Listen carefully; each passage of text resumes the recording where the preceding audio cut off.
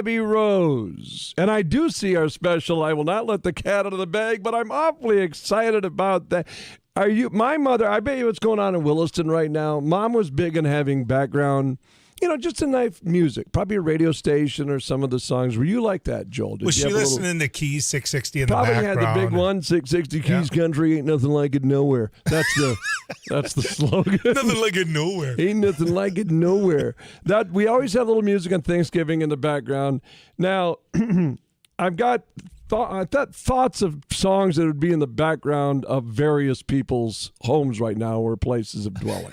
I'm scared, Abby. If you were to wake I'm really scared. If you were to wake up in Abby's residence this morning on Thanksgiving, request from a friend of all of ours, pretty good news guy in his own right, same initials as the first name and the last name. He has submitted this today to have playing around your Thanksgiving.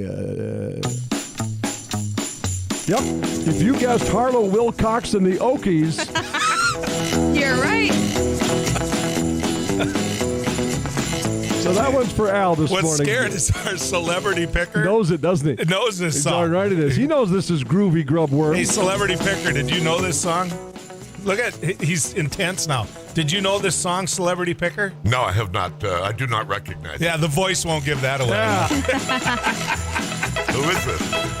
This is Harlow Wilcox and the Okies' Groovy Grubworm. Al Ahmed picked this song. Al did. Yeah, so we were doing theme songs today, and this is the one that I thought would put everybody's lights out.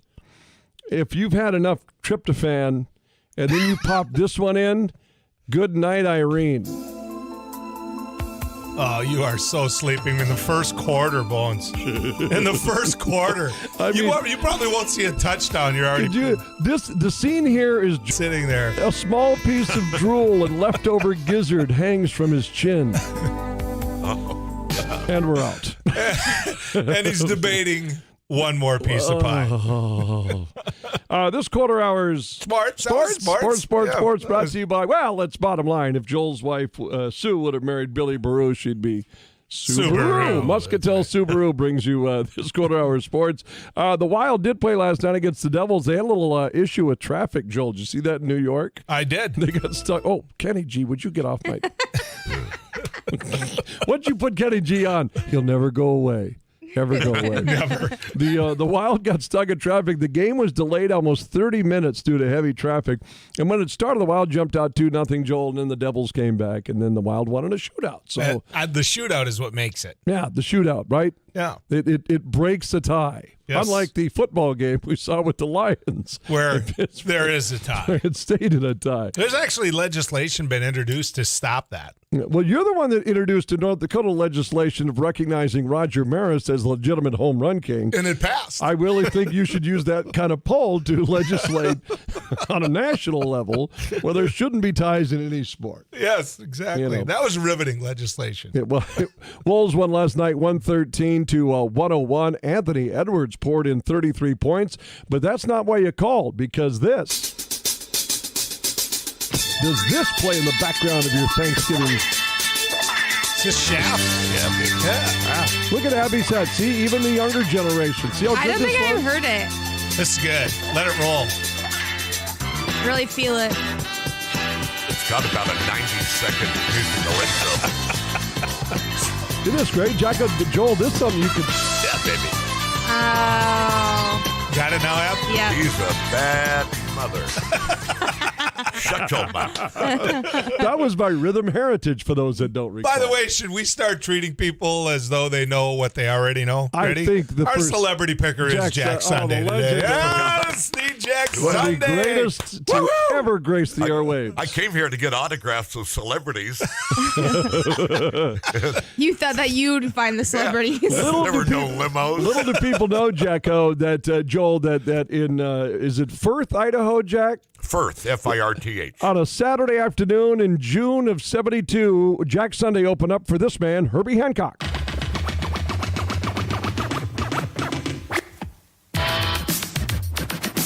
Okay, he didn't. But anyway. So Jack like that one. You never. 1972. I think When I was 22 years old, I liked good music. You didn't. However, I do like Herbie Hancock. You did. Shots fired. Dan Michaels finally found my Nut Rocker by B. What? Well, let me rephrase that. Time out. Can we do? We're not on yet, are we? Yeah, we are. Let's rewind that. Yeah, we bit. are. The rules have really changed in radio. I told him one of the great theme songs that he should open up the show with every morning is Nut Rocker by B. Bumble and the Stingers. Which he thought you were lying about. He thought he didn't think that was a thing. Now I'm curious if Jack Sunday, who knows all songs, is familiar with this. Well, yeah. Boy, That's fun. that was a questionable era.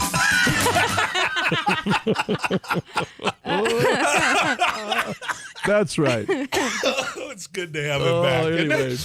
So that's a look at sports. All right. Sorry, Joel. Here's the thing that you have to keep in mind. The eras that I grew up in as well, there were a lot of people who questioned disco music.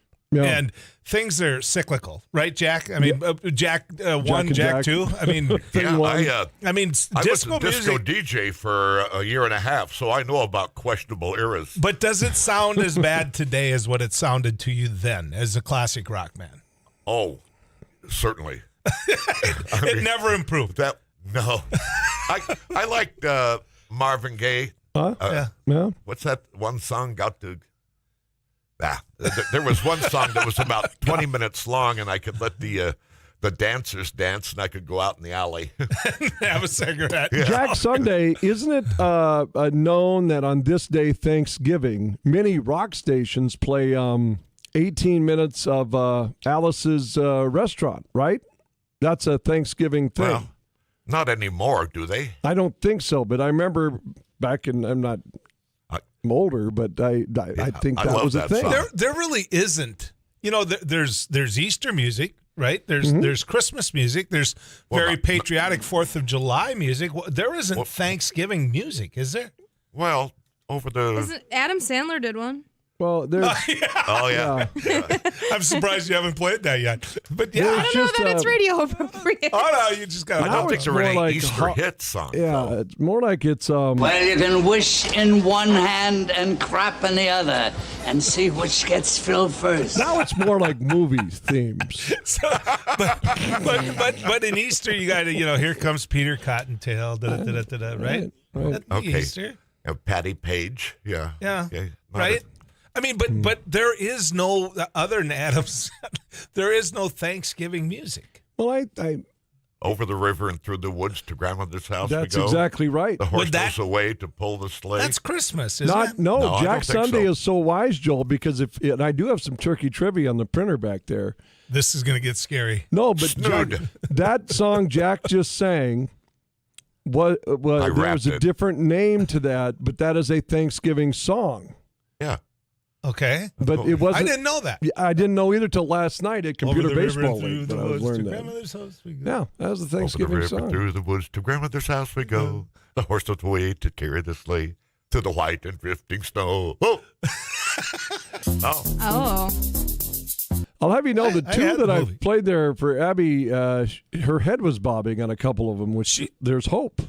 Abby was raised by two wonderful, brilliant people, and she had no choice but to listen to the music of her father. So it's ingrained in her. I mean, she knows it, she gets it, she understands it, and quite frankly, here on News and Views, she plays it. So yes, she's part of the team. My mom took care of the country. My dad took care of the classic rock. Well, your mom was a little bit country, and Yep. your dad was a little. Rock and roll. Your dad actually does dress like Donny Osmond. So that's a If you big had part a of it. battle between Pats versus Patties, greatest singers / artists of all time, who wins, the Pats or the Patties? Patty Page. Patty What LaBelle. would Patty Patsy LaBelle. Cline be? I think Oh, we geez. could Yeah, include middle, her in the right? Oh, man. Pats. I mean, I'd have Pat to go Patsy Benatar. Cline. I still want Pat her. Benatar. Pat Benatar's good. So But Patsy Cline. Pat come on. Boone. Do the Pats beat the Patties beat the Pats? Well, if Pat Boone goes into the Pat category, Yep. then definitely the Patsies. the Patties beat the Pats. Patties Because I win. don't think there's ever been anyone as bad as Pat Boone. Do you know who, 20 years or so ago, Pat Boone's favorite golf partner was? They were next door neighbors in Arizona. Glenn Campbell. Alice Cooper. Oh, that's Really? right. They're best buddies. Well, it's yeah. like Orrin Hatch and Ted Kennedy being friends. Yeah, Pat Boone, nice guy, all that. The only thing I didn't like was when he covered songs of very prominent black people that were good at it, and he turned them into these homogenized, Elevator music. Yeah, exactly. It didn't do it. Come on in here, Bones. Let's visit some more. You light up my life. We've got Jack Sunday Boom. today. Yes, boom.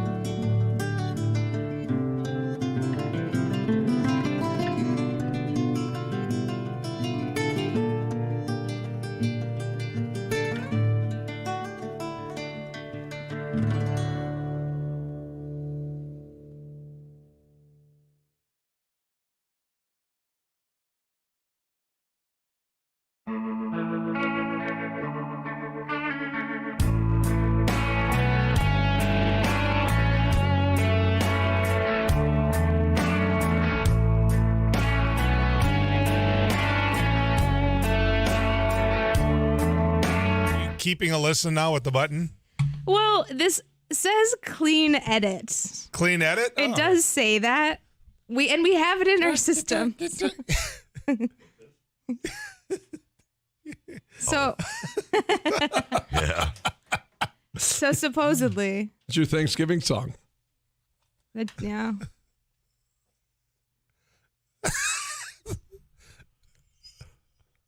I hope it's clean. Yeah. What do you got for turkey trivia there, Bones? If you start out with a donut on Thanksgiving, how bad does the day disintegrate? Oh, starting strong. Worse than a protein bar so I can take my pills. Abby and I are driving into town and we hear all these guys working. I said, Ab, we got to buy a pie. We got to buy something to tell these guys thanks for working, being there first in the morning. And she starts looking online. Well, this is closed. That's closed. This closed. That's closed. This closed. She finds out Family Fair's open on 32nd, right? Until 4. And she goes up to the deli and she said, Hey. "You got any pie?" I went up to the deli because you told me to. The lady at the deli goes, "This is the deli. Stick around. It's pick 'em or stick 'em." That's like going to a Pat Boone concert expecting Tom, mosh pits. Szymanski, Madison, Quinn, Jack, and Jack. Stick around. We're coming your way.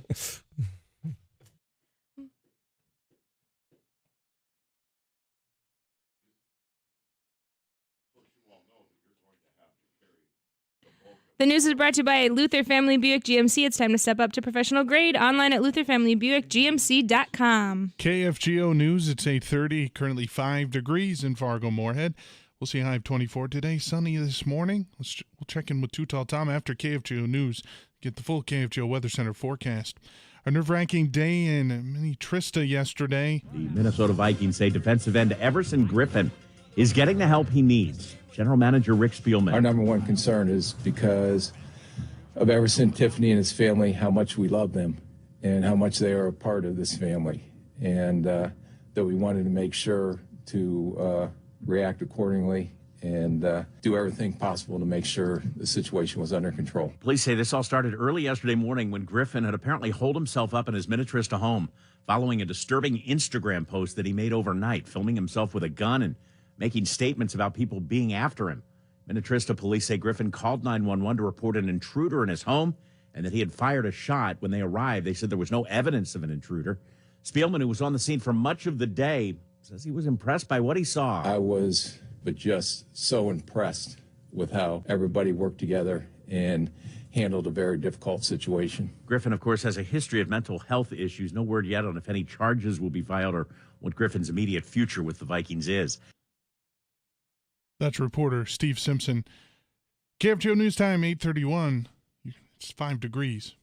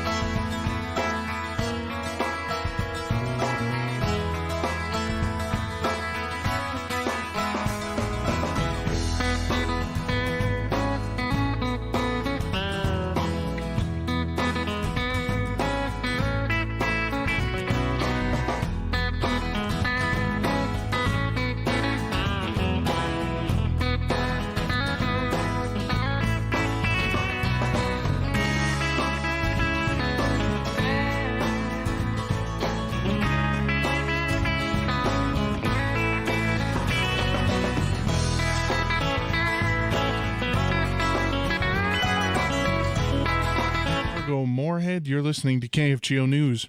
Dilworth and Moorhead fire crews responded to Walmart in Dilworth yesterday afternoon after an electrical fire. Clay County Sheriff Mark Epting, who is also Dilworth Fire Chief, says the fire was in a piece of refrigeration equipment. He says the fire was difficult to put out because there was still electricity going into the unit. He says the damage was not significant. The 2021 navigation season is officially over on the upper Mississippi River. Army Corps of Engineers reports the last tow departed Tuesday from the lock at St. Paul. Motor vessel Jonathan Erickson was pushing 5 barges with scrap metal, soybeans, and grain. The last 2 usually leave the last week of November or the first week of December. Chief Deputy State Fire Marshal Amanda Swenson is urging Minnesotans and everyone to be safe this Thanksgiving holiday. Cooking is the leading cause of fires in Minnesota, so stay in the kitchen anytime you're cooking. When baking, make sure to set that timer. Take the timer with you, so if you have a smartphone, very easy. Swenson says in addition to cooking, heating, and open flames are the top contributing factors to home fires in Minnesota. The KFGO Weather Center forecast powered by Acme Tools. Visit Acme to find the Toro snowblower that's right for you. And bring on winter. Do your best work. We'll head into the weather cave, talk to Too Tall Tom. Pretty nice day today.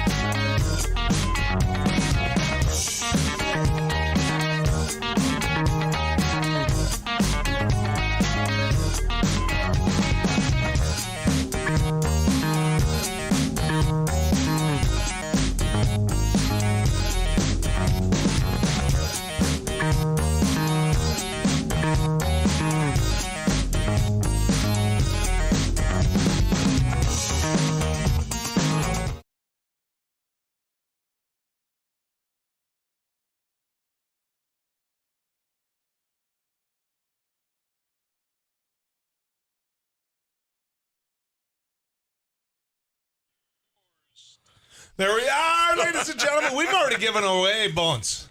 We know who the guest picker is already. We've given that away. Yes. We have But there's another. We have a lot of It's guest about pickers. time we got that. This is the most we've ever had. And the man to my right, I'm afraid of picking because he's going to walk through football. this. Too tall. Oh, yeah, sure. We'll see. We'll see. You know the game of football. You do. All right.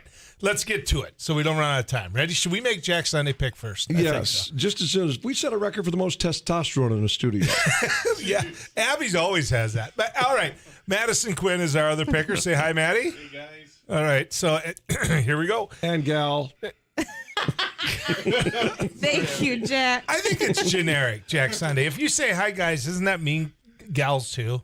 Well, they used to teach us that, but it's not. I'm not It's offended so. by it. That's gender Thank you. specific. Yeah. Okay. Just checking. Chicago at Detroit. Detroit. I'm going with Detroit because they haven't won anything this season. And you said you didn't study. You're right. Well, I looked it up this morning, but I thought that was them. So I'm going to go with them, and they're at home. Okay. Maddie. Dallas. You can't, like you said, you can't pick against Dallas on Thanksgiving, and coming off a terrible loss last week, they'll be ready to win. You're picking Dallas or Detroit?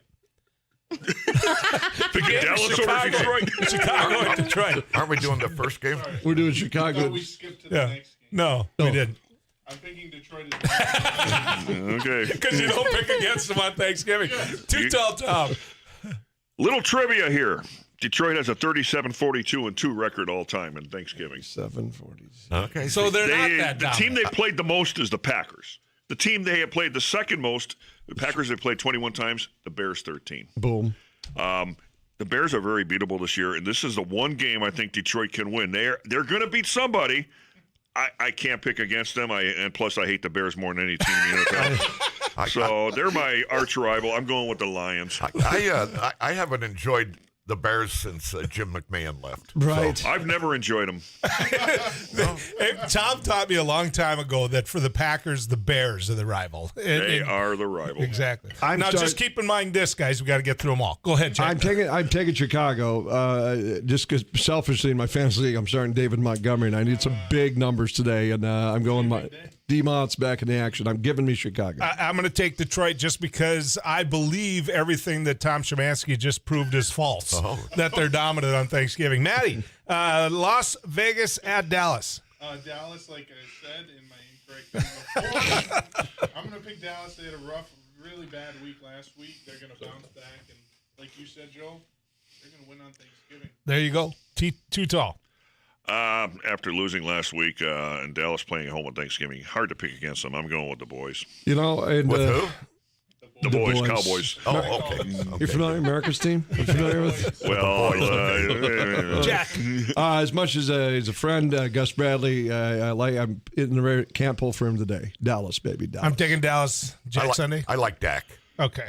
Buffalo at New Orleans. Too tall. Buffalo, I can't figure out this year. I can't figure out the Saints either since they whooped the Packers in Week 1 and haven't done anything since. It's at New Orleans, right? Yep. Yeah, that's why I'm going with the Bills. Boy, this is a Bills are due to that's a win. great call. That's why I'm going with the Bills. If I can quote the Tragically Hip, New Orleans is sinking. Yes. Buffalo, give me the Bills. I'm taking Buffalo. Jack. I'm a big fan of Drew Brees, so I'll take. The retired Drew. Yeah. He's not playing anymore. Okay. There would be your promo, Abby. Maybe he should be. He's not. That's right, Tom. Really? No. You can catch him on Sunday Night Football as a contributor. Who are you taking, Buffalo or New Orleans? Well, I'll take Nolans. Okay. I'm taking Buffalo, even though they have no run game, but New Orleans is down Alvin Kamara, so they have no chance. Jack Michaels, Pittsburgh at Cincinnati. Mixon, give me Cincy, WKRP. I'm taking the Bengals. Single. There is Cincinnati. I like Pittsburgh. It's a toss-up, but I'm going with the home team, the Bengals. Okay, Tampa at Indianapolis. Wentz, And I baby. tell you what, to me, this is the game of the week. Carson versus Tom Yep, Brady. Exactly. I'll take Tom Brady. I'll take Tampa. And I will also take Tampa because I like Florida teams. Because Drew Brees got picked up by Tampa. You are Florida, I baby. love his reasoning. Indy's run game is unstoppable, even for the Tampa Indy will upset Tampa Bay. If Tampa loses, it'll be 3 out of 4 games lost for Tom Brady. That never happens. I'm going with Tampa. Boy, and that's so legit. But going back to Matty, Jonathan Taylor had 5 touchdowns last week. 5 touchdowns. That ain't going to happen 2 weeks in a row. No, but this is kind of the make it or break of this season. Give me Indy at home and then take me to a steak and shake. Carolina at Miami. Jack Sunday. Florida. I'll take Miami. He loves Florida. I never root for Jacksonville, though, because that's like Southern Georgia. It's not really Florida, right? Yeah. Maddie. I'll take Carolina. It seems like Cam Newton is back with a vengeance, so no stopping him, especially Boy. against the Dolphins. He looked good, didn't Well, he? Cam Newton lost last week, so I'm going to go with Miami. They've been playing very well as of late. They're on a roll, and they're at home. Yeah, he did look good, and you're right. He came back to not win that game. I don't mind Miami in this one either. Give me the Dolphins. I'm going to take Miami because I don't like Florida. Tennessee at New England. Maddie. That makes sense. I'm taking New England. They're on a roll, and Tennessee has been skinning. Too tall. Oh, boy. I'm going to that's a tough one. That might be the game of the week. I'm going to go with the Tennessee Titans. Interesting call at New England. AP got released, by the way. That was a quick stint for him. New England, Joel. Give me New England. I'm going to take New England as well, just because I'm very patriotic on Thanksgiving Day. I'll go with New England. All right. We've got Philadelphia at the Giants. That's Too Tall's pick. The dud of the week. Miserable, aren't they, Tom? I get to pick this one first. Painful. I'll go with the Eagles. They've actually been playing very well in the last couple of weeks. Yeah, watching the Giants like trying to pick up jacks with your butt cheeks. It's very tough. Philadelphia. Oh, I'm sorry. We still on? I don't know. So far. I'm going to take the beanstalk, baby. No, I'm going to take the Giants. I'm going to take the Giants. I also like the Giants. Sorry, somebody just texted me. That might have been wrong. That was your butt cheek. That might have been wrong. A 1 and a 2. Philly at the Giants. That's you. I said that. Oh, Giants. wait, Giants? Sorry. Well, I was listening to his butt cheeks trying to pick up a Well, tack. now, don't carry I it almost on. always go with the New York. Philadelphia at the Giants. Soar, Eagles, soar. Oh, all right. We've got Sore is what exactly is. Atlanta. Don't say sore. Atlanta at Jacksonville. Jack Michaels. Atlanta. Give me Atlanta. All right. I'm going to take Atlanta as well. Again, Jacksonville is Southern Georgia. Georgia, so I'll go with Atlanta. Oh, wait a minute. It is too. I'll go with Atlanta. You took 2 Georgia teams. Yeah. You know what?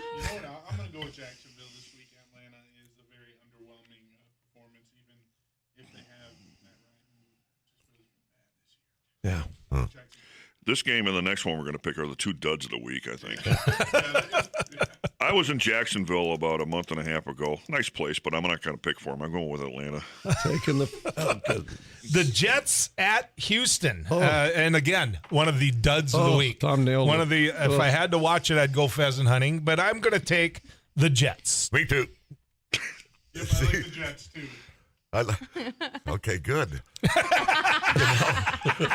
I like it when nobody offers any substance. I like Houston, and I have no reason why. I have no idea why I picked them. The Jets are a tad thin at quarterback, to say the least, right? They got like one COVID, one out, They may have a bunch of one quarterbacks.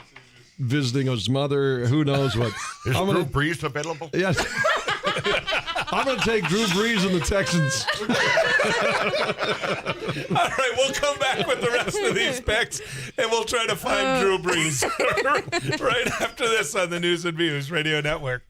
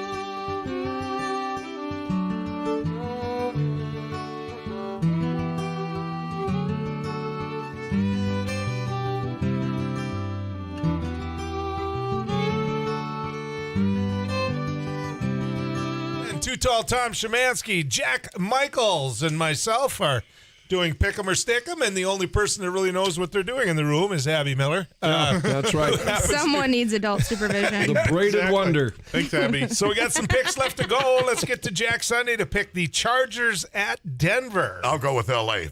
because They're not from Florida. well, yeah, I'll go with L.A. to win that one. They might be at Mile High, but Denver's a mile low. Go Chargers. Oh! He had the whole break to think of that, by the way. That's why I Good was job, so quiet. Maddie. I'm just thinking.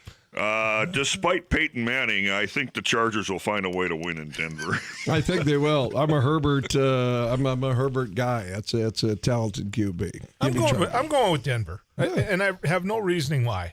Did the Chargers beat the? We beat the Chargers. The Vikings did. When I okay. say we, I mean me. I think I might be the only pretty good Viking fan. I'm looking around the room, and I'm like the only. Abby, you cheer for the Vikings, don't you? Yeah. Yeah. So we do have we. Who pays you? Joel pays you? Yep. Joel's my boss. The Rams. He's my ride home. The Rams at Green Bay. Maddie. This is my game of the week. I think it's going to be tough. LA Rams are skidding, but I like Aaron Rodgers in this at Green Bay, at Lambeau, Green Bay.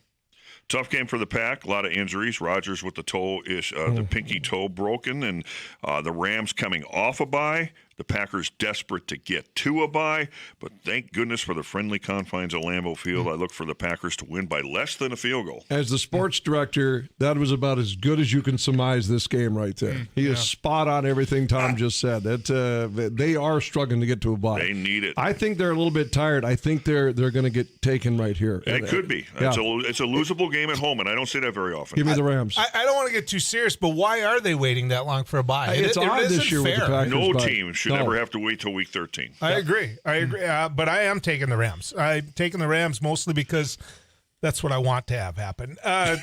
So the Rams at Green Bay. Shocker. Yeah. Well, I think this COVID toe issue that Aaron has is going to come into play. He will not be kicking, but I'm going to go with the Rams. But it turned out it was not COVID toe. It's not. actually a broken pinky toe. Oh, wow. I thought we were joking about the COVID toe. Me too. I read that on the Packers website. This And week. he's going to there have you that go. for the next several weeks. I He's thought gonna it be was dealing just with kind this. of a joke because he didn't get vaccinated. Because he didn't get vaccinated was a joke going around. Yeah. All right. But COVID toe is real. But that's another The story. Go ahead. Washington Post wrote a huge story about it being COVID toe, and now they're backtracking on it. It was really cool, yeah.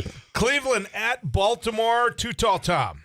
That's a real rivalry. That's a good game. That's That's going to actually be a a good very game. physical game. I think Baltimore will win, but boy, that's going to be a real chippy game. I'll go Baltimore 3, Cleveland 2. Really? He's Mrs. calling Red 4 to Hawks 2, game. 2 safeties. 4 to 2. Boy. I've got Baltimore winning this one, Jackson. Didn't we do the... Okay. No.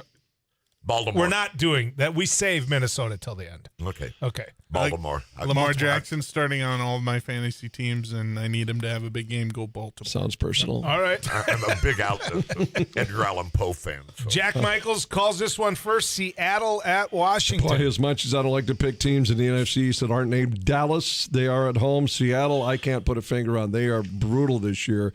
Give me Washington. Give me the Washington football team. I'm going to take the Washington football team as well. I'm partial to Seattle, and I know they're not doing well, but I'll go with the boys over there. The boys. The boys. Because they're all boys. Seattle is coming back this week. Russell Wilson will throw down the field. Go Seahawks. West Coast teams going east have trouble. Seattle is not the Seattle we used to know. 10-6 Washington, 5 safeties versus 3. I'm going with Washington to win. 10-6, all safeties. The guy has too much logic. Yep. All right, let's pick the big one for me, right? And we're going to start with you, Jack Sunday. Minnesota at San Francisco. Well, as much as I really should support Minnesota, I'm going with Trey Lance. Okay, the 49ers. Has he started a game yet? He has Yeah. a couple due to injuries, yeah. Oh, okay. Skull, baby, Skull. Go Minnesota. Hey! They're going to win. Yes. We're too Even much on though a we roll. just lost one of the best defensive ends and we've lost the other. We have two. Well, never mind. I'm pouting now. If we stop checking the ball down to... Are you a Vikings fan? Yeah. Oh, there's 3 of us. You in stop the checking the ball down to C.J. Ham, we're going to be fine. So. room. Okay. What do you got there? SKOL is an acronym for still keep on losing, but that's beside the point. These teams are even on a neutral field. I'd actually go with the Vikings by less than a field goal, but since it's at San Francisco, they get the courtesy 3, and they're playing well as of late. Sorry, guys, I'm going with the Niners. Yeah, this is an odd letdown. As much as I like Minnesota's foot's on the gas, Joel, I love the way they're playing. This one scares me a little bit out there. Jimmy G is no Kenny G. Jimmy Garoppolo is actually playing some. But I want Joel in a good mood next Monday. Give me Minnesota. Well, just to show you how Joel will be in a good mood is if that money's coming my way, and that's why I'm taking San Francisco. He does that all the time. I do that all the time. All right, so, Jack Sunday, I think it's very important that you hear this because this is what we end each and every week with, which is a word from my granddaughter, Lola. Who is never hungry for Thanksgiving? Who? The turkey. It's already stuffed. But, So she had one ready for Thanksgiving. But, by the way, Lola had a great week in school this week. How's she doing? Yeah, she got to meet everybody, including the principal. She's getting to know people in her school. Jack Sunday, it's good to have that voice back where it belongs, right here on the Mighty. Thank you very much, man. We're here. You can come by more often. Yeah. You know that, right? Yeah, I shall. Hey, bring Drew Brees with you next time. I was going to say, we're looking for Drew Brees if you want to bring him by. Well, how long has he not played? Oh, it's been a while. Just last year. It's last season. Yeah, he's Only a year. You're not that far off. No, this is the second season he hasn't played, right? No, it's the first. First, Never mind then. Okay. All right, when we come back, Steve Tomac, one of 18 children.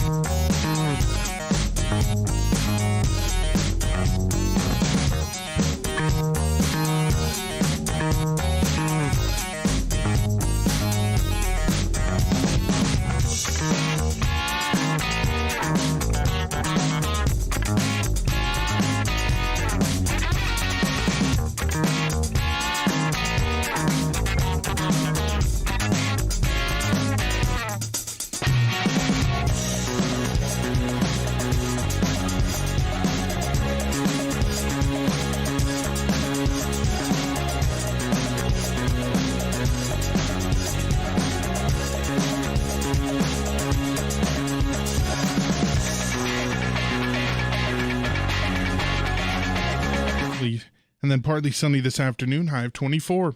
I'm Madison Quinn. Authorities in northwest Wisconsin say a man from Minnesota is the victim of a fatal hunting accident.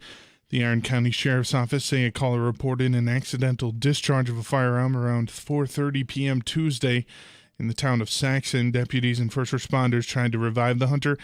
The 65-year-old man from Minnesota died at the scene. It's still under investigation. The man's name hasn't been released. The rate of flu vaccinations for children in North Dakota continues to fall. State Department of Health says the 13,000 fewer doses of influenza vaccine have been given to children this fall compared to the same time last year. That follows an 8% drop in the number of shots in the 2020-21 season. State Health Officer Dr. Nizar Wiebe says children are especially vulnerable to the flu. Wiebe recommends that anyone older than 6 months be vaccinated against the flu. The decision by the Grand Forks School Board to end the mask mandate policy for in-school learning creates a unique situation for students and staff on the Grand Forks Air Force Base. Current Air Force policy is masking in all indoor facilities. The 319 Reconnaissance Wing Commander Colonel Tim Curry says if masks aren't required at the school, it would be the only building on base that's optional. Colonel Curry says he told his commanders this week to expect to be wearing masks for at least the next 3 to 4 months.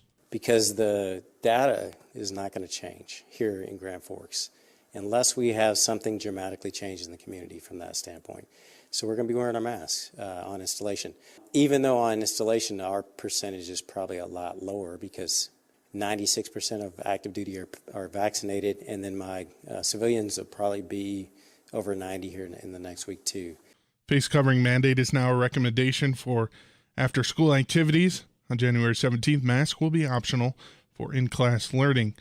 Around 311 K-8 students attend school on the Air Force Base. A few simple tips to help avoid food poisoning this Thanksgiving. Here's Kirk Hughes with Minnesota Poison Control. We always want to make sure that we go ahead and cook our turkey to about 165 degrees. We want to make sure that we don't cross-contaminate by putting the raw poultry that we're preparing, on another place where we're preparing other types of food. Well, the KFGO Weather Center forecast today will see a high of 24. It'll be sunny this morning, then turning partly sunny this afternoon. Tonight, we'll see cloudy, low of 16. Tomorrow, partly sunny. We'll jump up a high of 38. South wind 9 to 23 miles an hour tomorrow. Saturday, partly to mostly cloudy and breezy. Chance for light snow or light mixed bag in the morning, high of 38. I'm Madison Quinn, KFGO News.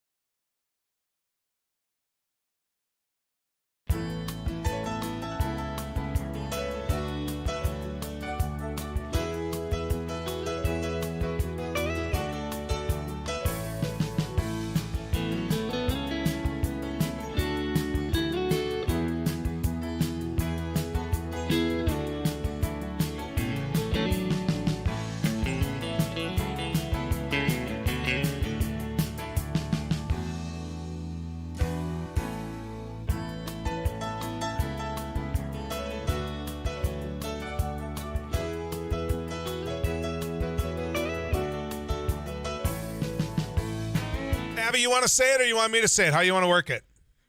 Together. Ready? 1, 2, 3. Happy Thanksgiving, everybody. We even rode up together today. We did. Yes, we did. And we get to ride home together. I knew you had gone home with all your friends, and so I did not expect you to be so cheerful and awake and all of that this morning. Good for you. You're more mature than I was at your age. I know. When I got around my friends during holidays. Well, have you ever gotten such little sleep? And I know Jack Michaels can relate to this, but have you ever gotten such little sleep that you are more awake and energetic, and it doesn't make sense, but I don't know. Let me describe to you just exactly the scenario you gave. Imagine being in a truck, and you've got this little red fire engine in it, kind of a fun red fire engine, just small, that you ride around in a rodeo ring, right? And a barrel. And in that barrel, you need to be able to fit because you're out there as a rodeo clown protecting clown. And so you're a profession. I mean, you're a professional at this. That's your profession. And the bulls come after that barrel and you go a-flying. Do you know anybody like that? Do I know any rodeo clowns? I do. His name's Steve Tomac. And a happy Thanksgiving to my buddy Steve Tomac. Good to have you on News and Views. How you been, buddy?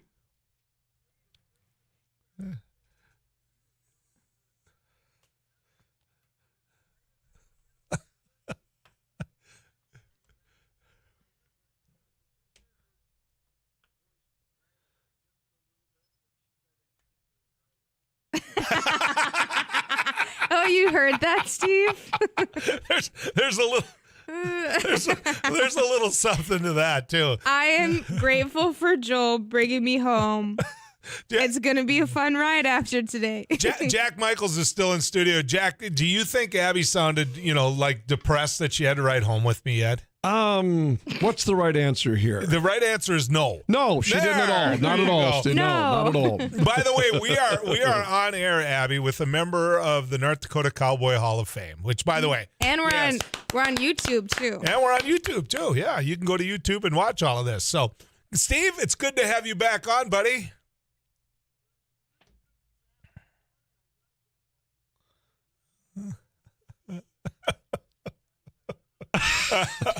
Well, I'll tell you, Steve, there's like 7 Swedish meatballs coming your way right now.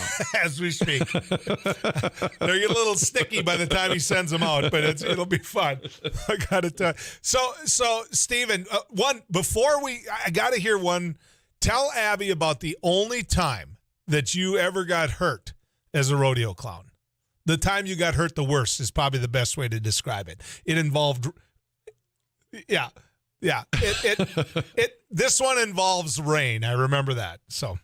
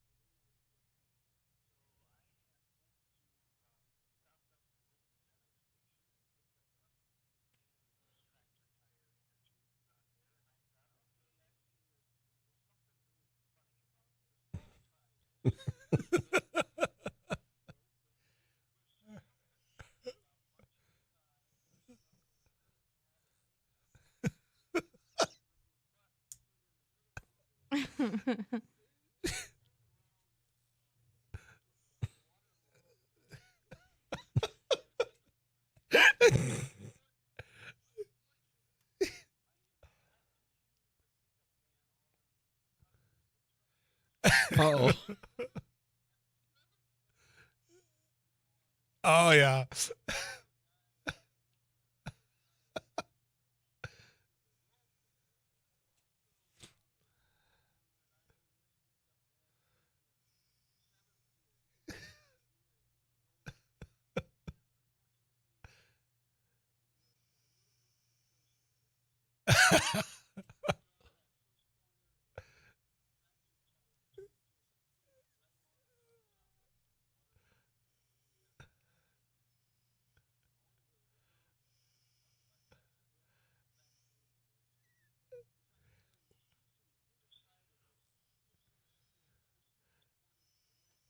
Oh.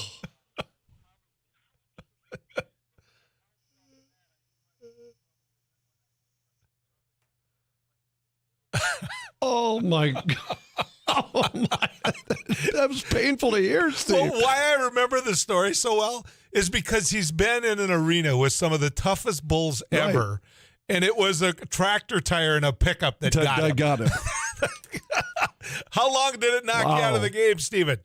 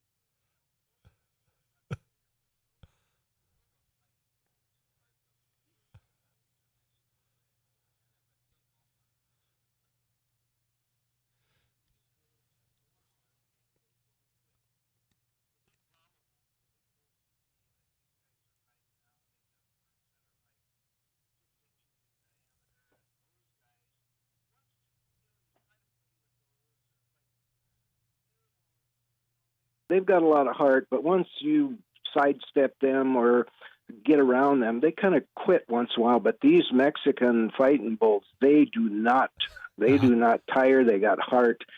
And they had a load of these Mexican fighting bulls in Walla Walla, and holy Katie bar the door did we go for a couple rides. I remember, and the reason I remember that so well is for those people that are listening that know who Rob Smets is, 5-time world champion bullfighter. This guy has more, let me find the right word because I want to use cowboy slang here, and you know what I'm going to say, but he had more guts. He had more guts and more heart than anybody I know, and this one young green bull, and these green, by green I mean young, they're really not experienced, and they come out and they just want to hit something. Hit the barrel. Second time over the top, he gets his head in the barrel with me. Oh. And I'm just so thankful. I mean, it's Thanksgiving. I understand that. But I am so thankful Rob Smets was on the outside, because the next thing I see the horn come in on the top end of the barrel. Keep in mind, we're laying flat, we're rolling, we're bouncing back and forth. There's dust coming in each side. And all of a sudden you see a horn come in with a nose, and you're thinking, ruh-roh. I'm dead. This is not gonna end well. And the next thing I see, and I crawl down, if you can, that fast, which you can because you're hanging on to the bottom of the barrel with rope handles, and you slide as far as you can. And the next thing I see is Rob Smets' hand come in, grab the horn, yank it, straighten the barrel out, yank the head and the horn out of the barrel, straighten it out, and away we go. And I'm thinking, whew. And yeah. Did you send him a Christmas card that year?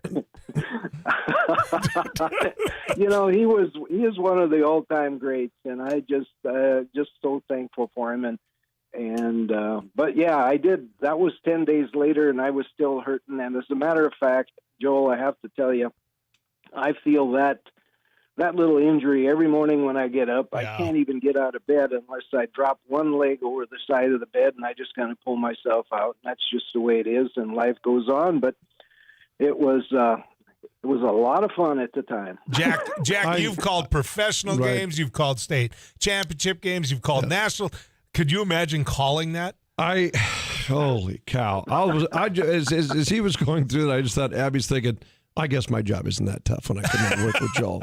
Yeah, riding in a car with Joel isn't that bad. And I'm a rodeo fan, being from Western Nodak, and he's referencing Montana towns there and all that. I just got my juices flowing about rodeo right there, too. And it's funny how many of those people left those arenas that night looking at what he's been able to do without maybe they appreciate, but I don't know if you fully appreciate how much danger until you hear the stories going on. I've got a question.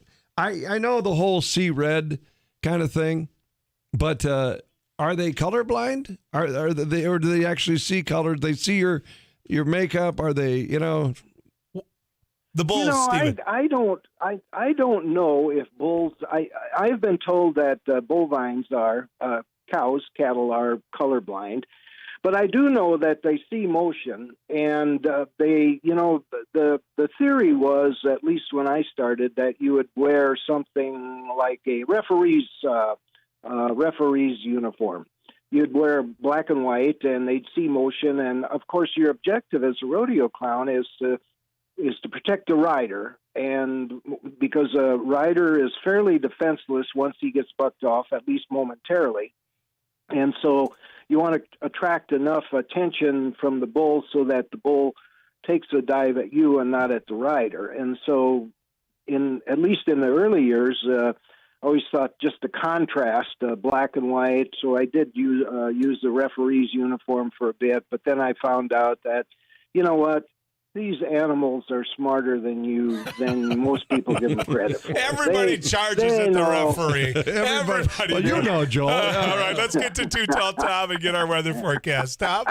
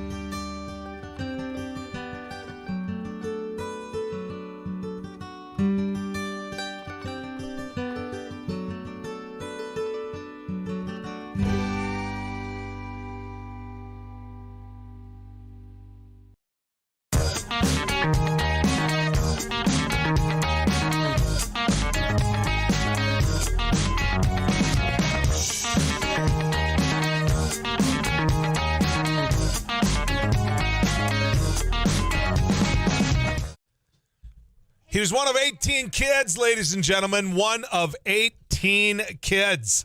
That's Steve Tomac. All 18 are, well, quite frankly, that family's as close as you can be. And 18 kids. He was number 2 in that whole lineup, and he's spending part of his Thanksgiving with myself and Jack Michaels and Abby Miller. Steve Tomac.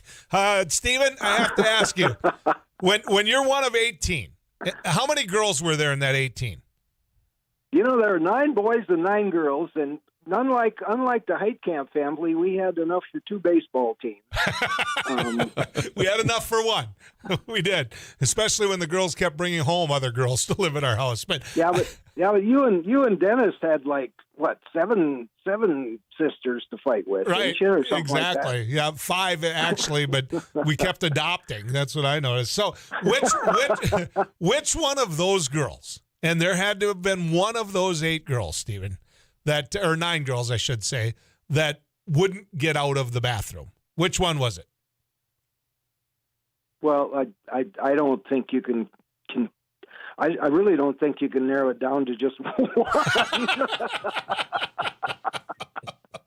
There was, keep in mind, Joel, we didn't even have running water until I was 7.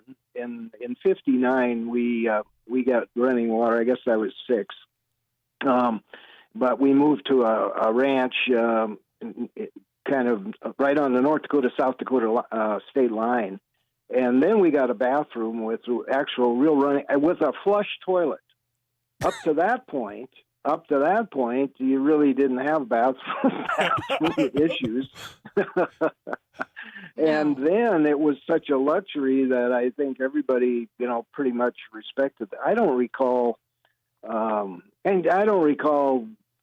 was always the people that was the only solitude they were going to get. The only peace you're going to find in a 3-bedroom house with a bathroom is in the bathroom, because that's just where privacy you're going to be find your solitude. Exactly. I have to ask you this: when you have that many hands and that many talented people, when Mom and Dad Tomac set out to do a project, say they're re-shingling, say they're like, look, we're going to paint the barn. I mean, how long did it take with that many hands at work?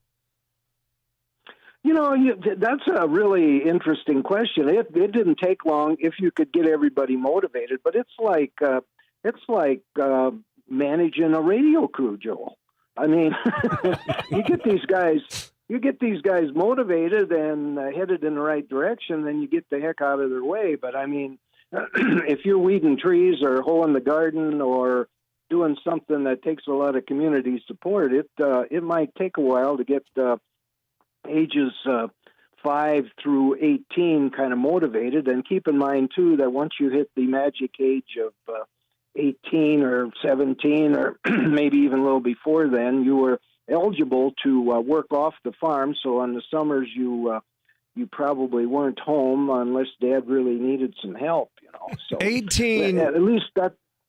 Go ahead. I was going to say, Steve, I know I probably wear my sister's hash jeans. I'm one of 5. How much clothes? Forget the food. You're lucky you ate anything. But how many people shared clothes, and did they have to wear your boxer briefs because you didn't? How much clothes sharing did you have? I only have 30 seconds before the break, Steven, so hang on to it, would you? Because I think that's probably more of a story. There's a lot of stories. Somebody texted in and said, thanks so much for having Steve on each Thanksgiving. I always wondered, with 18, the hand-me-down shoes after 6 or 7 had to have been moccasins. Does your younger brother fit in a girdle? There's things there. Stick around. More coming your way with Steve Tomac right after this.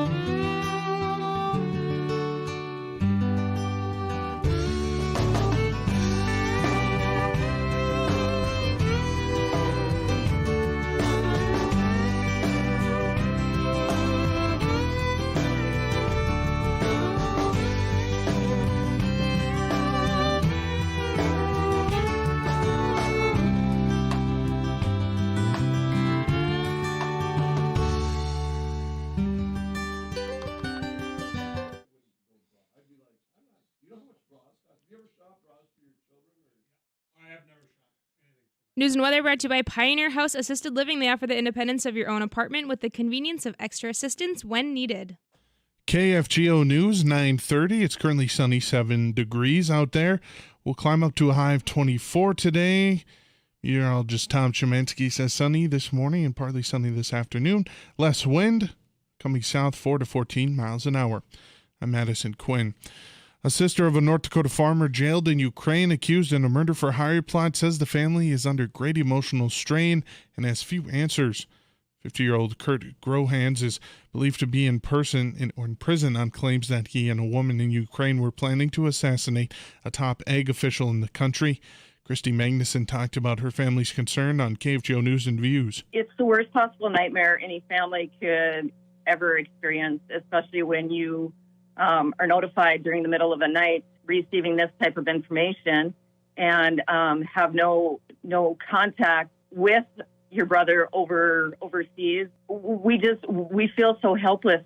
Magnuson says the family has been in frequent contact with Senator John Hoeven, who is working with the U.S. Embassy in Ukraine and the State Department. Magnuson says her brother and the Ukrainian official who claims he was the target of the murder-for-hire scheme farmed land together before he embezzled $250,000 from her brother. The Minnesota Vikings say defensive end Everson Griffin is safe and, quote, getting the care he needs following a 14-hour standoff at his home yesterday. Minnetrista police say Griffin called 911 early Wednesday to report that someone was inside his home. He told the dispatcher he fired a weapon, but nobody was injured. Griffin also posted texts and a video of holding a gun. He was barricaded in his home all day, and police say the situation ended peacefully.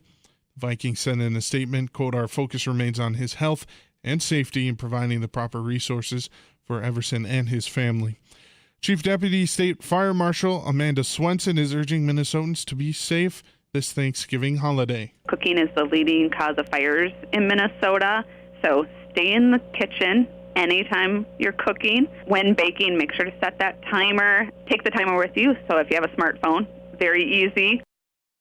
Swenson says in addition to cooking, heating and open flames are the top contributing factors to home fires in Minnesota. KFGO Weather Center forecast from meteorologist Tutal Tom Chemansky. Today, sunny this morning. We'll see high of 24. Tonight, overnight low of 16. We'll see cloudy skies. Tomorrow, high of 38, partly sunny. A little windier, 9 to 23 miles an hour. Saturday, partly to mostly cloudy and breezy. Chance for light snow or light mixed bag in the morning, high of 38. Sunday, we'll see high of 36. I'm Madison Quinn, KFGO News.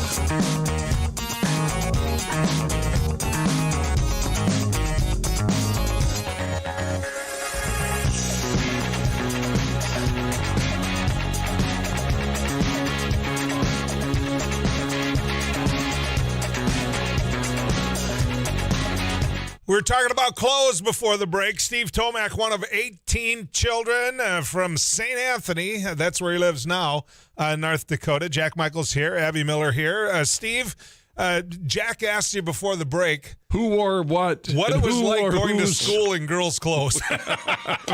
He was the oldest, so he didn't have to deal with it. Well, I was one of the oldest, but I want to hear Jack's stories about his. He has 4 sisters. He had to wear his sisters what? 3 sisters. 3 sisters. And as you know, Steve. What? As you know, Steve, bell bottoms, hash jeans, and painter's pants were all big in the 70s. Yeah. Remember? And then you probably did some bullfighting there and clown rodeo and with wearing puka shells. Those were big too. The puka shell. Puka. How do you call it? Puka. Thank Puka. I remember hand-me-down hash jeans that made for a woman, fit for a man, or a boy, and I'd have to wear some of those hand-me-down hash bell bottoms. You look at my class pictures, guys. In my class pictures, I'm wearing clothes that a sister was wearing 3 years earlier in a class picture. I mean, you know what? We had a hand-me-down baseball glove. That went through all five. Yeah, I can only imagine that we had only five of us. Pretty common. We didn't have 18. When the twins, he has these gorgeous twin sisters. Yeah. And Stephen, by the time it got to them, were Tomac starting to get spoiled? You know what I mean? Enough of the old ones were gone. Well, that is so automatic. There was 22 years between the oldest and the youngest, right? So there's 18 kids, 9 boys, 9 girls, and the last ones were twins. And, like Garrison Keeler's got a great quote. He said, yep, Catholic family, all born 9 months and 15 minutes apart.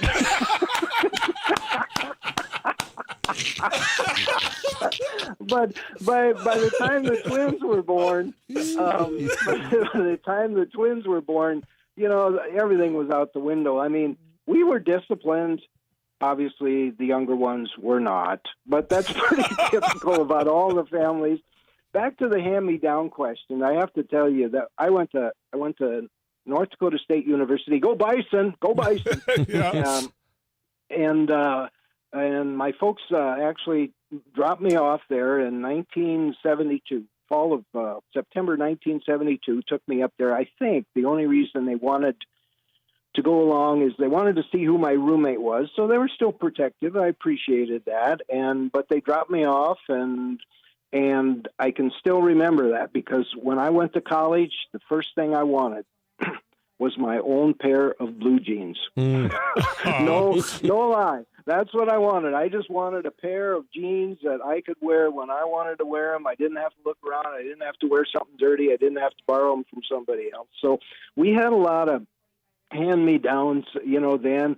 And you know what? I wouldn't trade that. I wouldn't go back, but things are different now. I mean, in this day and age, you look around, and if the kids don't have their own bathroom, this is a crisis almost now. And I keep thinking of where I was potty trained, which was I was in an outdoor toilet, and there was probably good cause why I didn't get trained till I was 7 years old. If you had to go outside in the cold weather, right?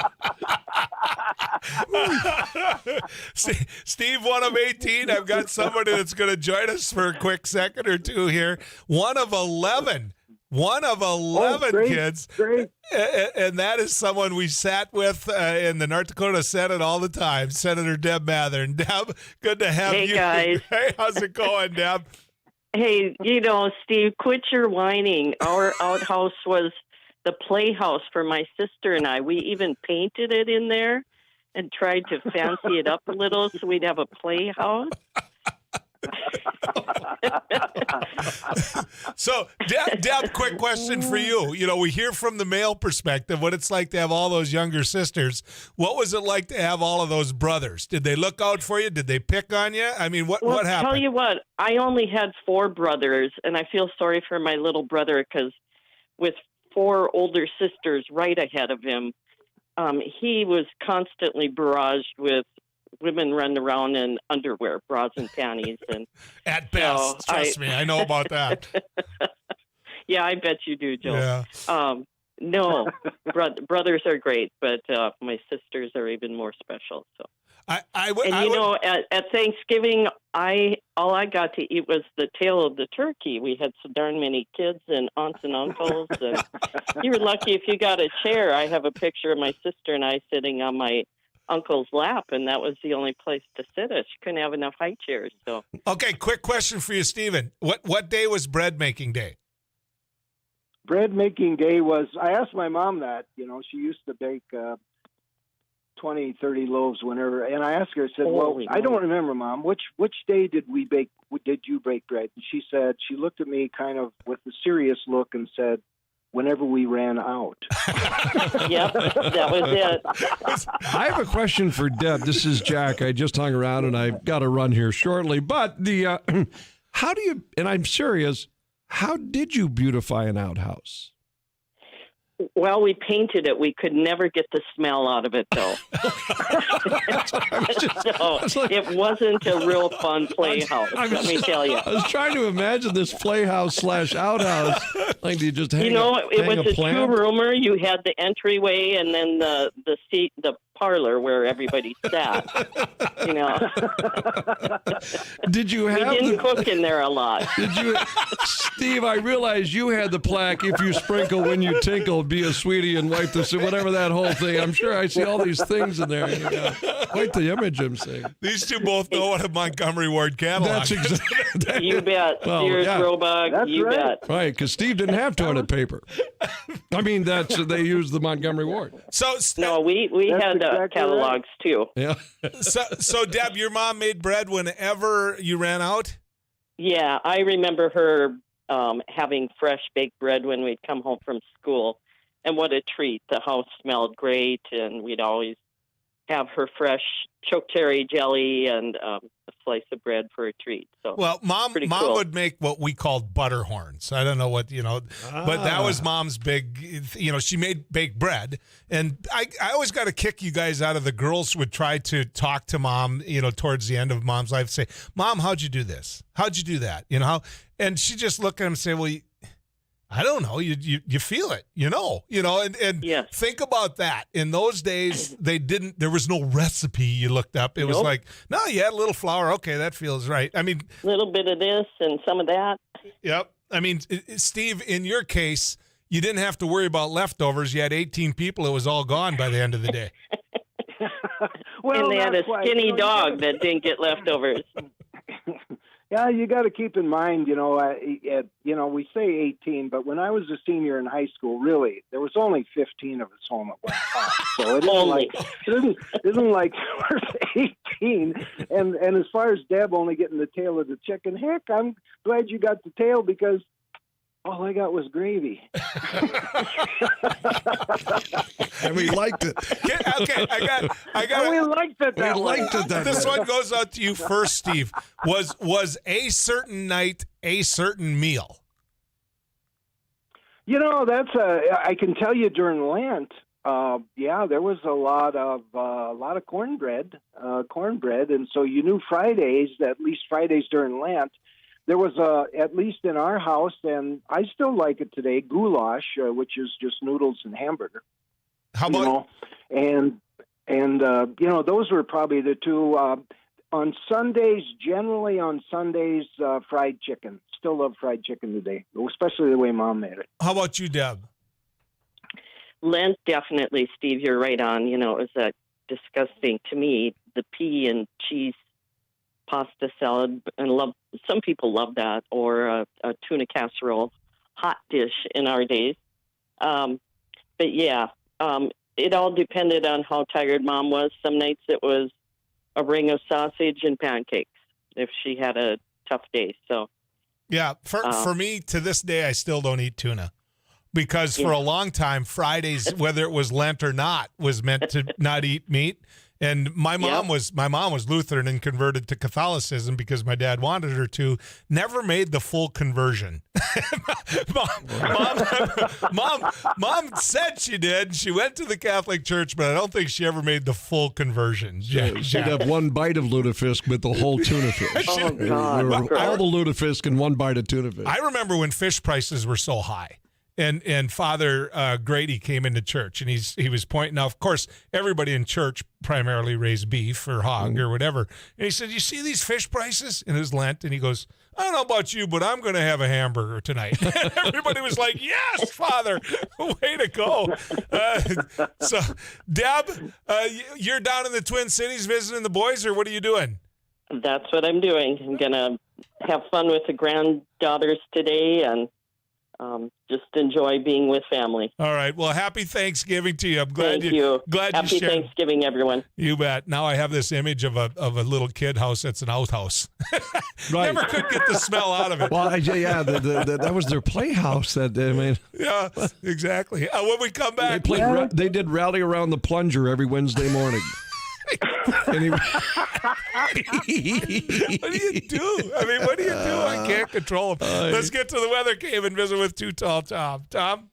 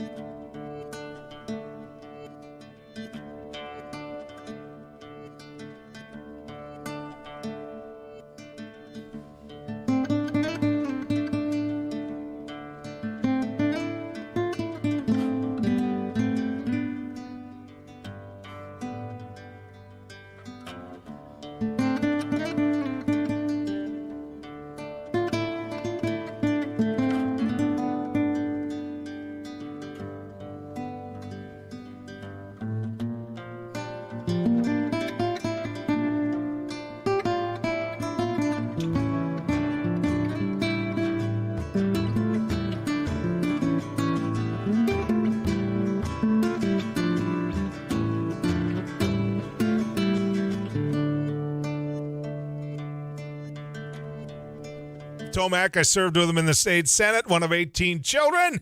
We're talking about old times. Jack Michaels is here. You know, Jack. I'm just addicted to Steve's conversation. I don't miss him. There's 5 in your family. I'd like kids, to hear him. Right? Yes, 5. 7. And 7 total. You know, that would be a huge family right now. I always thought it was a large family. And then hearing Steve's story over the years, and of course, my longtime broadcast partner, Maury Wills, grew up in the projects of Washington, D.C., the Parkside Projects.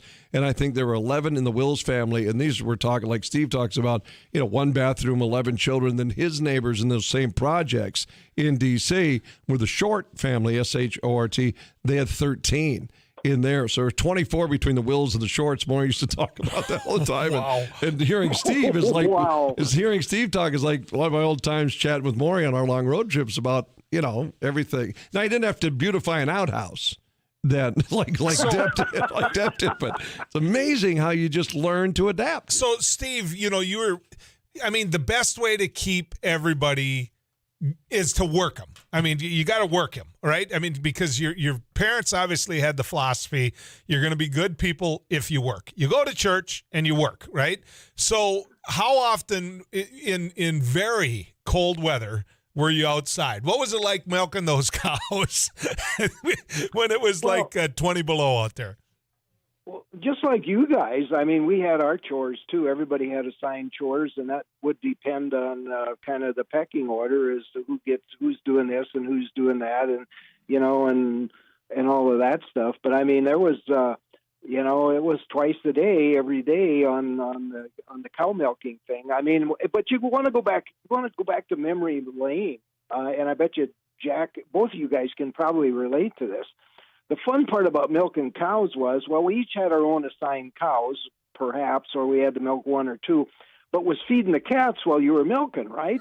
Those cats were so dang adaptable. You could shoot a stream of milk from that cow's udder and hit pretty close, and all of a sudden you'd have 3 cats there fighting over who gets the next stream. What a visual. That's right. Did your dad ever catch you? He's probably the one that taught us. I mean, when you think about it, so I think at probably the peak, we probably were milking 5 cows when they'd all freshened, and so we come around and then you'd separate it. Then, of course, the biggest challenge on milking cows, and I think Deb, she left because she grew up on a dairy farm, I think, but the biggest thing, we didn't have milking machines except our hands, but was, sure enough, we had 1 cow that when you would get it about 2 inches from the top, you'd just about get her cleaned out, and she'd lift her back leg and put it right in the middle of the pail every dang time. And you know what? The strainer takes most of that out, so the rest. Steve, hey Steve, I'm assuming you had like 7 or 8 television sets growing up, or was the radio? Was the radio your source? Yeah, I'm a radio guy, but I remember we talk about a different deal, but Christmas present. I remember the year that the folks, they kind of standardized presents just because of simplicity. And then we must have been, 8, 9, 10, 11, 12 when we each got our own radio, at least the 4 or 5 bigger ones. And that was a big deal because then you could listen to the station you wanted. But to answer your question, Jack, we did have a TV probably starting, I think, in 60, 61, 62. I know we had it in 63 when Kennedy was shot, because that was a all hands on deck. It was just kind of a real somber deal, which was, 3 days ago was the anniversary. But I mean, but and up to that point, my grandpa Schmidt, who on my mom's side actually had telephone, the old hand crank telephone, but they had telephone, and that was weird because they lived on the Grand River south of Keldrin, South Dakota, so they were a long way out there. And they had telephone before anybody else did. It was a little, like I say, hand crank party line kind of deal. And I think they had electricity, but where we grew up, which was only, 7, 8, 9 miles away, we didn't have electricity. It was a wind charger and a 48-volt glass packs, I think. Is That's what they unbelievable, were. Joel. That's Until we moved in '59 to the new ranch. Hang in there, Steve. I got to go to a break. Stuff matters. wow.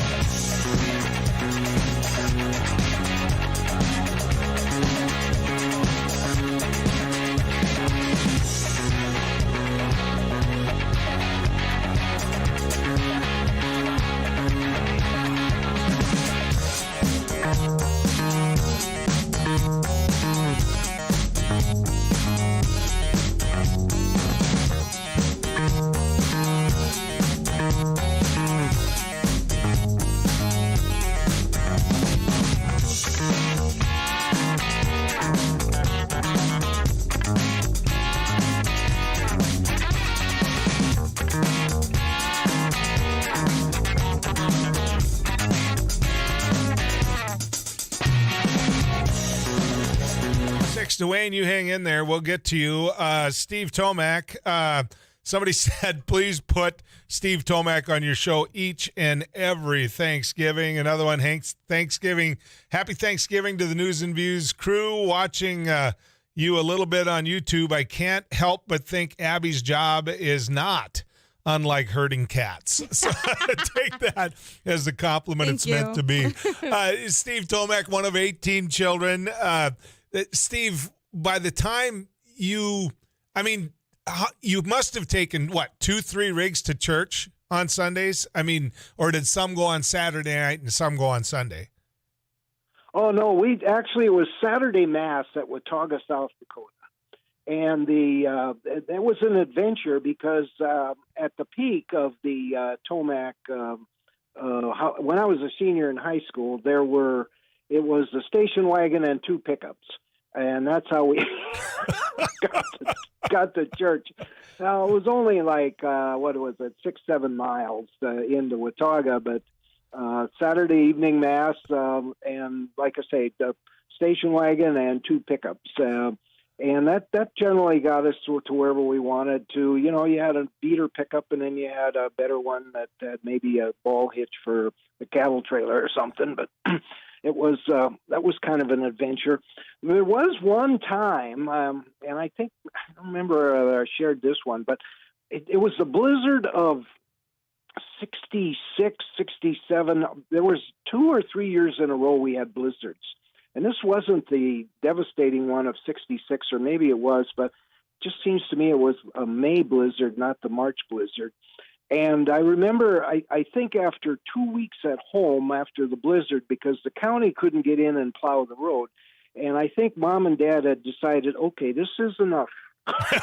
we are reaching the end of safe mental health week here, so we need to get these kids to school. And Dad actually, he had a snowmobile. I mean, and how we got those cattle fed, I mean, we had enough square bales and to get that, and people got out, we got outside. It was kind of a family occasion. But going to school for about a week until the county was able to bring in a D8 cat and plow the road out, we went to school behind that snowmobile. And so you had an Arctic Cat snowmobile, and Jack, oldest brother Jack, got on the back with Dad, so they had enough traction. And then behind that, we had a car hood with a piece of plywood bolted onto the back, and that's where the little kids sat. And then behind that, there wasn't enough room in that car hood. Behind that, we had a toboggan, and that was where me and my two younger brothers, Miles and Charles, sat. And so it was like an excursion over those 6 miles going into Watauga to meet the bus at the highway, which was I wish we'd had a picture, because we could get that toboggan going down. It was up and down. This is kind of steep country down on Sioux County there. And it was up and over hill and dale and everything else. We could get that toboggan going fast enough where we could actually pass the snowmobile going down the hill. And then Dad, of course, would just goose it a little bit, and it would jerk and flip. And we only did that like once or twice. And then you got your butt chewed is what you got. Yeah, well, yeah, you goose the snowmobile and you flip the toboggan and you take a roll. And so it's, you learn pretty fast. That maybe that wasn't the smartest thing. What I remember about snowmobile treks like that were absolutely necessary was, after your dad got you out the first time and got all those kids on the bus, I would be willing to bet you $1 that he went back and forth and built himself a strong enough trail so that he never had to worry about it again. Just made sure he made his own road. That Arctic Cat, think of how valuable that was, Steve. Oh, that was amazing. That was a new invention in the 60s. I mean, there may have been a few people in northern Minnesota, but for commercially, it was just something that was happening, and I still don't know how he would have found the money to do that. But it was a lifesaver under those conditions, and I think there was a sanity saver for Mom and Dad too, just to get kids out of the house there for a couple of days, because that was the other thing, and I'm sure your folks did the same thing. After a day or half a day of Christmas or whatever, it didn't matter what the weather was outside. It's time for you kids to go out in the barn and play. Yep. And so we had a hay mound, which didn't have much hay because it was just too much work to throw the square bales up there. But had a basketball court up there. Of course, when it's 0 or 10 below, the basketball bounce just isn't the same. So you play basketball, you play a little 2-on-1 or whatever, 1-on-1 with one of your brothers with a flat basketball, and that lasts for a while, and then you go find some birds to shoot with a BB gun or something. But you get out of the house, and that was almost mandatory on most wintry kind of days when things got too rambunctious in the house. So were you allowed to come back after you went to NDSU? Oh, I was, we were always welcome. I meant to live. I meant to come back and every summer, to say, okay, this is this is home yet. I still had my bed, if that's what you're asking. Yeah. But the question, the more appropriate, well, maybe it wasn't more appropriate, but it was more of a question of, did you want to? Because when you're 18, it's like you want your own pad, you want your own this, you want your own that. And so I always had a job to go to, except maybe during a transition period, like a week or two before you came home from college, you might stop down and help Dad, or stay home for a day or 3 and then off to the next project. But when I came home from college, always welcome, always had a bed, and then, but you always had another place to go, because if you were ambitious enough, you always had a job. You needed the money, or wanted the money, and wanted to make yourself better. So, yeah. Well, that was the way it was in our family. You had 2 bedrooms, 7 people, and Denny and I slept in the laundry room. But when by the time they were gone to college, they never really came home. They never really, they did to make money. They either had apartments that they shared because every one of them went to UND, or, and jobs that they had. And they're just, for the first time ever, they had money, and the last ones, like me. And when I say the last ones, mom and dad bought me a motorcycle, and the girls were so mad. I mean, they're so mad. I mean, they were like, you spoil him. And of course, mom and dad had a couple bucks by then, right? They weren't feeding, 6 more mouths. And it just, they were so mad, and how did Mom and Pop Tomac treat you when you brought somebody home to stay, whether it be for a day, whether it be for a couple days? Was it just another person, no big deal? Or was it like, look, we don't have room for all the guests in the world? There was never, in our family, there was never a conversation about we don't have room or we don't have enough. And I think that's one of the real things I'm so appreciative of. There was never a conversation about, well, is there enough room? You know what, if somebody brought an overnight guest home from school, as somebody that stayed over, it was just another couple cups of water in the soup. I mean, that's all it was to it. Nobody said anything, and it was just part of the deal. And it was actually a sense of excitement because instead of getting to hear what your brothers and sisters did, you get to share part of the life of whoever happens to be there. But in our family, there was never ever a conversation about okay, not having enough, except from dad or mom, and that's enough noise. Dad would get up and he'd push his chair back from the living room, and then when the girls were fighting in the kitchen, and then he'd go, and then he'd get up and he'd walk to the kitchen door. And our house was built in a circle, so he didn't know which door he was going to go to. And he'd stand in the doorway with one shoulder against, one side of the door, and the door frame, and his arm up on the other, and everything shut up. I mean, everything got quiet. And the girls, they never saw him. They just knew he was there from that chair moving. And then all of a sudden the fighting was over. You know what I mean? It was like he didn't have to holler. He didn't have to say a word. It was like the sheriff's in town, Yeah, and when those things started happening, it was, okay, time to go outside, guys, or girls, or whoever it was. And it was time to make your exit. But I think that's one thing that, I really miss, because our family meal was the supper, the dinner in the evening.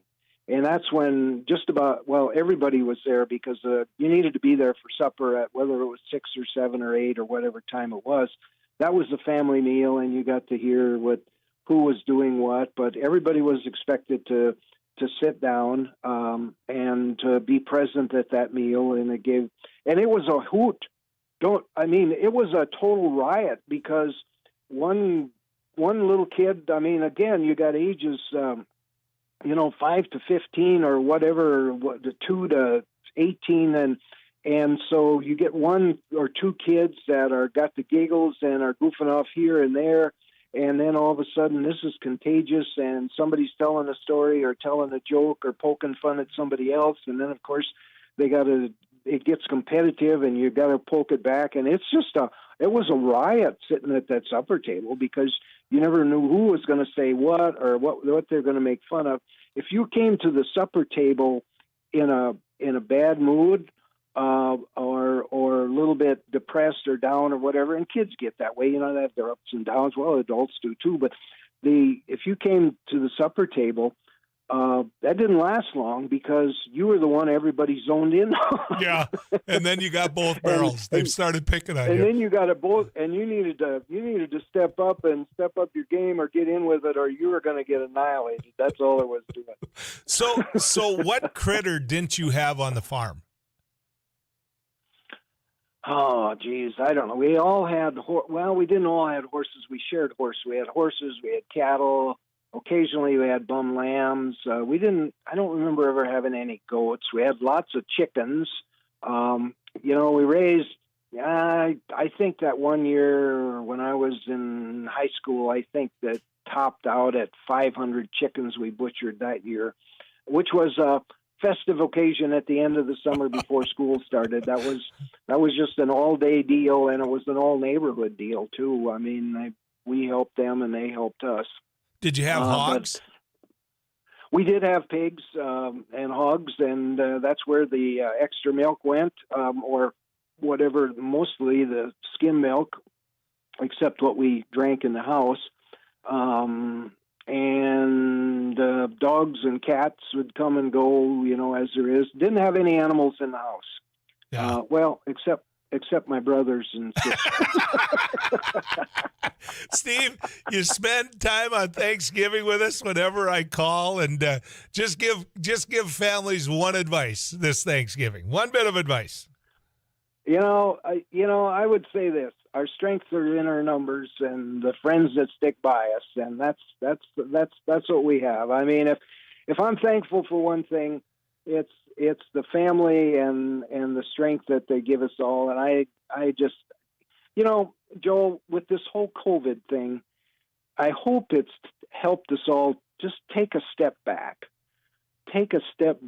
and realize I don't know what we're fighting about in this country, but we've got it pretty dang good.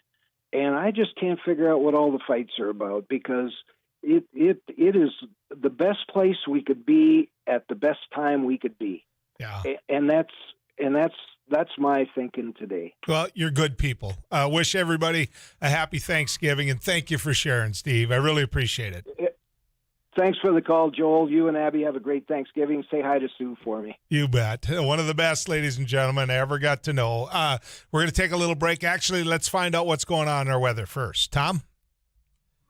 Good morning, everyone. As expected, it was the coldest morning of the season so far. Many of us in the central and east and northeast started off in the single numbers, and the far north and northeast even had some below the donut readings.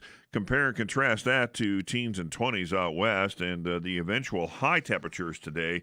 That should range from the teens and 20s across the east and central, all the way up into the 30s and 40s, and you get that usual temperature range across the region. Plenty of sun from the valley on east, with clouds increasing from west to east elsewhere as a warm front marches in our direction. Looks like temperatures will hold steady or slowly rise across most of the region tonight into, for most of us, the 30s and 40s tomorrow. Out west and south, there could be some 50s and 60s. Tomorrow night into Saturday morning, there might be some light snow or maybe some frizzle, mainly in northeast North Dakota, perhaps the northern half of the valley, and also into northern Minnesota. But it won't be a big system, and it won't be a high-impact event. Should be moving quickly away. Most of us should have no problem with that. And on Sunday, it looks like a quiet day for travel across the entire region. Temperatures presently are in the single numbers north and east, teens in the middle, and some 15 to 25-degree temperatures further out west. Too Tall Tom's Town of the Day, Ada, Minnesota, right now at 8. I'm meteorologist Tom Szymanski from the News and Views Regional Weather Cave. Thank you, Tom. We're going to come back. Also, we've got a really interesting story we're going to go to Alabama for. Stick around. More coming your way.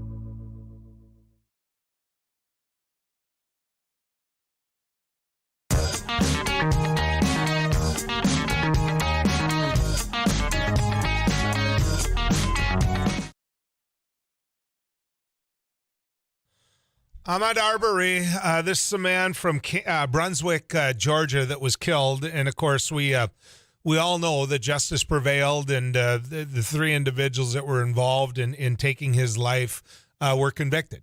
And they're all headed to jail, which is where they belong. And tragic story, but yet a story that, while we have loss of life to some degree, as Steve said, there's some things that this country has very right, and we should be thankful for. And the fact that there was a conviction when it comes to this trial is one of the things that I'm thankful for, because it goes a long way towards showing that we care for each other. A jury with one black person on it. And, of course, the victim's black, and the two individuals that are convicted, or three, I should say, all white. And so you're in Georgia. So I might have been stereotypical there, but, there's a lot of history here. And J. Edgar Hoover played part of that history before in Alabama. There was a bombing at a church in the 60s in Alabama that KKK members did. And there's a man that got after it years later, Doug Jones. He ended up being a United States Senator because the people of Alabama saw his work. He ran against an individual and a Republican that was an alleged sexual predator in Roy Moore. And the people of Alabama sent a Democrat to D.C., which is unheard of, right? And so there's a story here. And Doug understands how hard it is to convict. Senator Jones, I should say, is a man of integrity, a man of courage, a man who, had been threatened because of what he did, and yet a man who got the convictions. And so I think it's a story worth hearing on this Thanksgiving Day, because I think it says a lot about our country that people aren't agreeing with on our country. I think it says that justice can prevail. So when we come back, former United States Senator Doug Jones, right after this.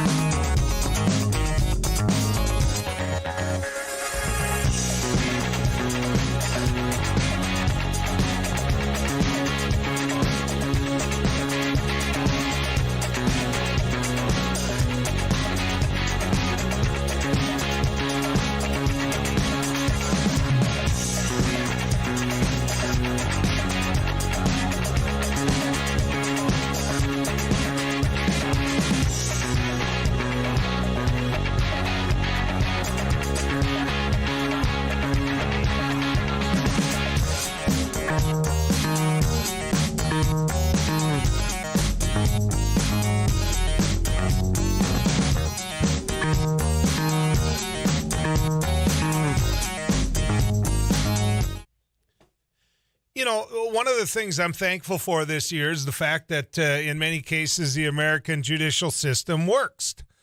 I mean, it works. Ahmaud Arbery is a man that, quite frankly, was jogging through a neighborhood. And the truth of the matter is, here's a young black man who was assaulted and killed by 3 individuals who didn't like the fact that he was jogging through their neighborhood. And they were found guilty of murder. And so it gets your attention. And one of the things that it jogged my memory of was a case in Alabama. And this case in Alabama involved a young U.S. attorney, from I think it was the Northern District, but Doug Jones, who ended up serving Alabama in the United States Senate as a Democrat. Now, keep that in mind, Alabama as a Democrat. And so the people in Alabama saw his work in going after members of the KKK who bombed a place and killed 4 girls. They bombed a black church that had been known for the civil rights movement, and they bombed this church, killing those 4 girls. And then J. Edgar Hoover knew who it was, wouldn't release the evidence because he didn't like the civil rights movement.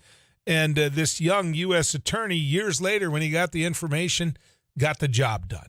And that individual's name is Doug Jones. And because of that, I want a chance to meet with him and talk about how hard something like what just happened in Brunswick, Georgia is. Senator Jones, good to have you on News and Views, sir. Joel, it's great to be with you. I really appreciate you having me check in with you today. Explain this to the public, because you brought those individuals to justice. And we just saw justice prevail in Georgia. Explain to the public how hard that is.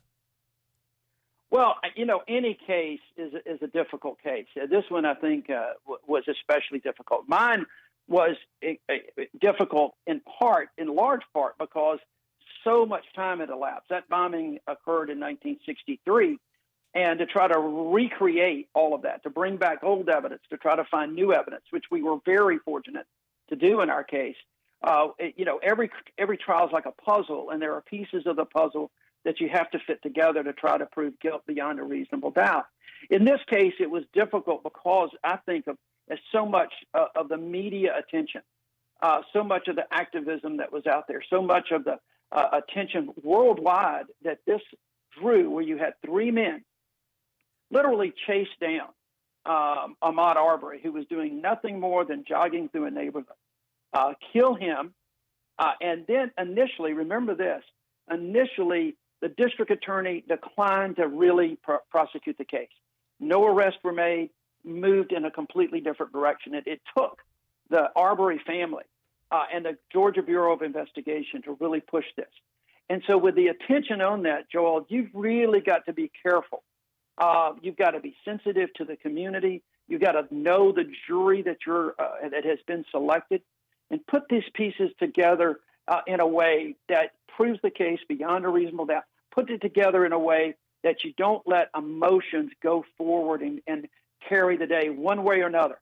This case, at the end of the day, was about the evidence and about what actions Ahmaud was taking, but also the actions of these 3 defendants who literally chased him down like vigilantes. I want to go back to your case for just 1 second, because in your case, the individuals that did the bombing, which were known by the FBI, and they wouldn't release that information. By the time you prosecuted, if I remember, Senator Jones, hadn't one of them never been brought to justice? Hadn't he already died?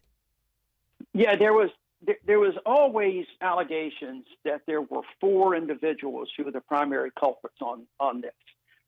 One of them was actually convicted in 1977. I was just a 23-year-old law student, cutting classes and going and watching the trial. Later, trying the case in the same courtroom where I watched as a kid, and he was convicted. He died in prison without ever talking. A second individual did die about 10 years before we brought our cases. And by the time we got to our investigation, when it was reopened when I was U.S. attorney, there were 2 remaining targets I will say that in all of my evidence, I think that the man that died, there was very little evidence that he was actually involved in. You can imagine a case like this over the years.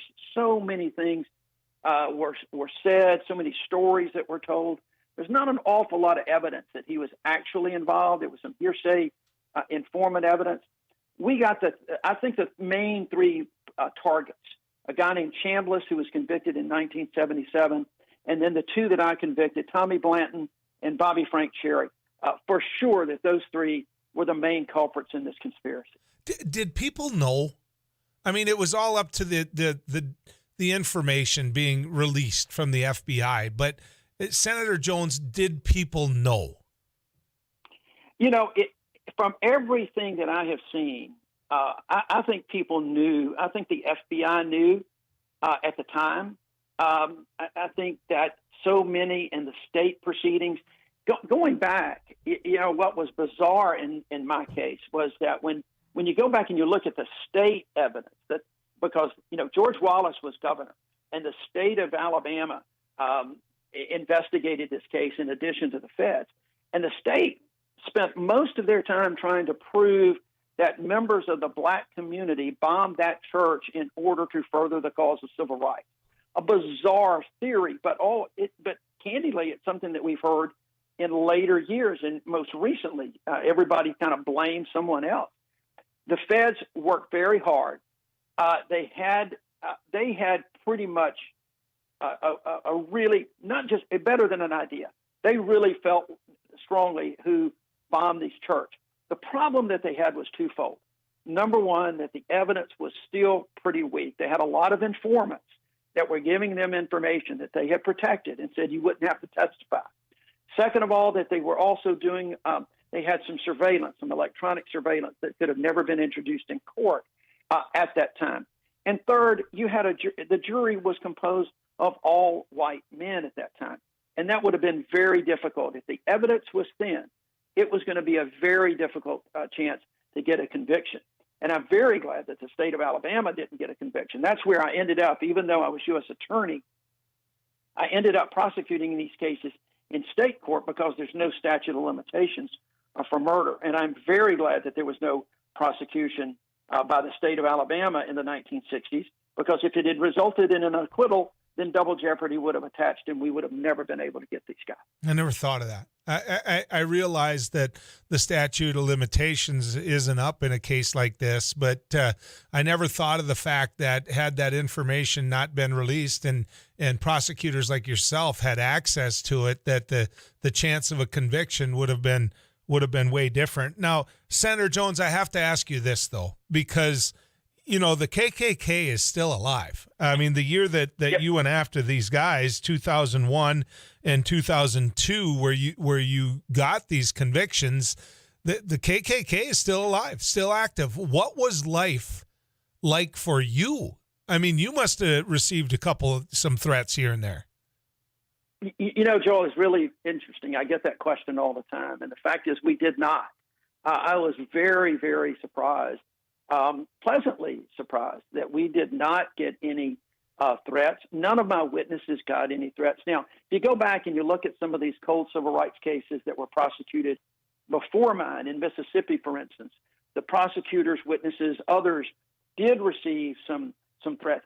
We didn't see that, and I think part of that was because in 2001 and 2002, there was still a pretty strong white supremacy movement going on, but it was primarily on the internet a lot.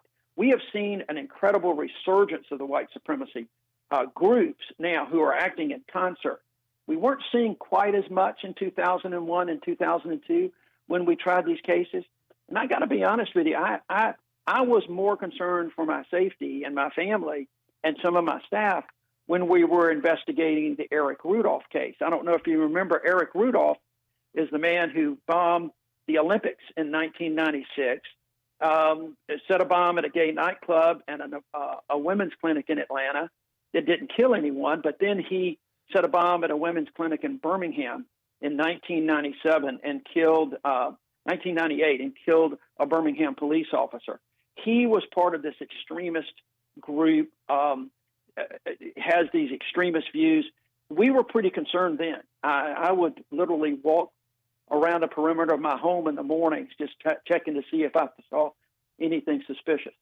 But when it came down to prosecuting the former Klansmen, we didn't see a thing. We really received an incredible amount of support from the community.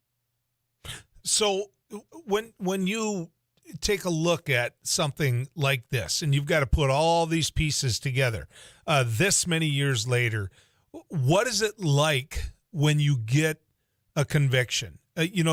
Justice is brought for the death of these girls who are just simply attending church. I mean, how much, I guess I've got to phrase this a different way, Senator Jones, how much of their family was still alive? The Arbery family, we saw their reaction. We saw how important this conviction was to them. What was it like for you as somebody prosecuting a case, quite frankly, on behalf of the people of Alabama, but I realize on behalf of these family members as well? Yeah, I tell you, words really, I just don't have the words to adequately explain how those convictions felt once we heard those verdicts.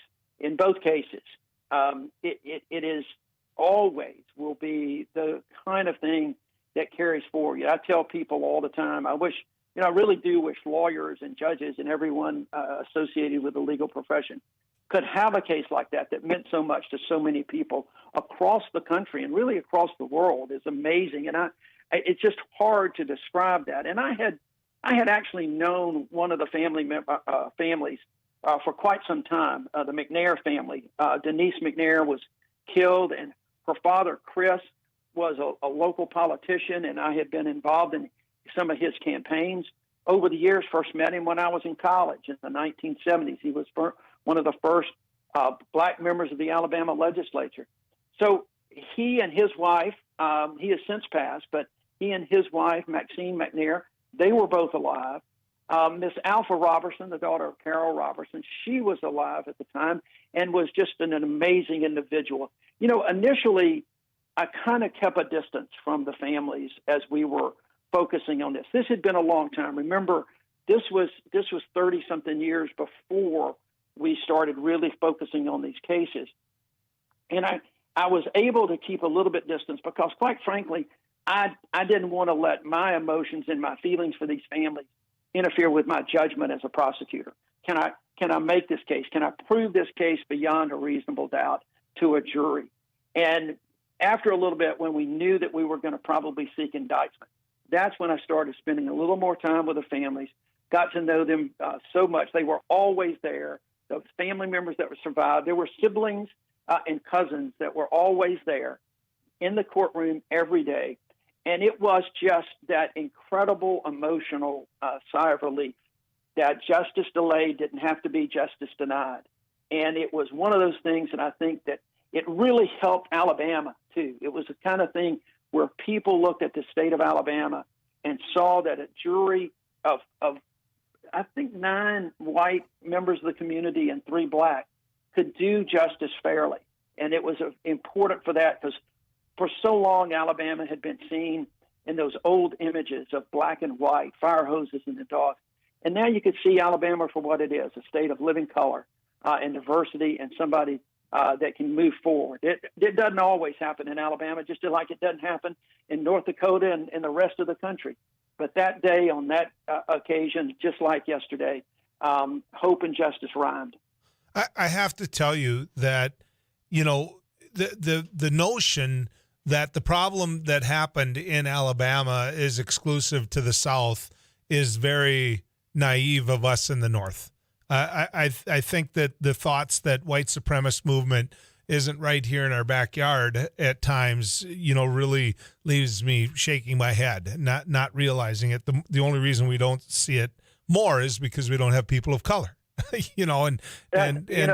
Joel, you're right. I was on some news programs yesterday talking about the Arbery case, and people were talking about the system of justice and how there's a hope for the system of justice. And I try to make sure people understand we've got a very great system of justice, a system in place that if it works, it works the way it should be, and justice is achieved. But at the same time, that system of justice is run by humans and run by individuals.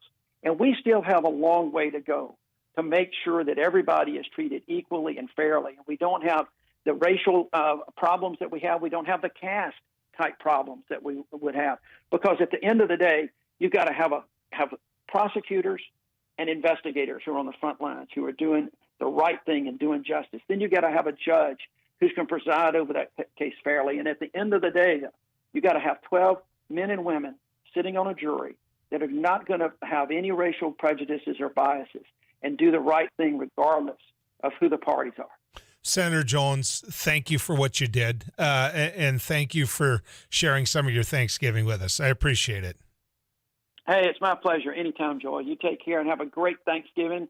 Please give my love to your wonderful sister. I will. I've got 4 more that I like better than her, but that's okay, Senator Jones. All right. I'm just kidding. I love them all. So appreciate it. When we come back, some closing thoughts here on News and Views Thanksgiving edition.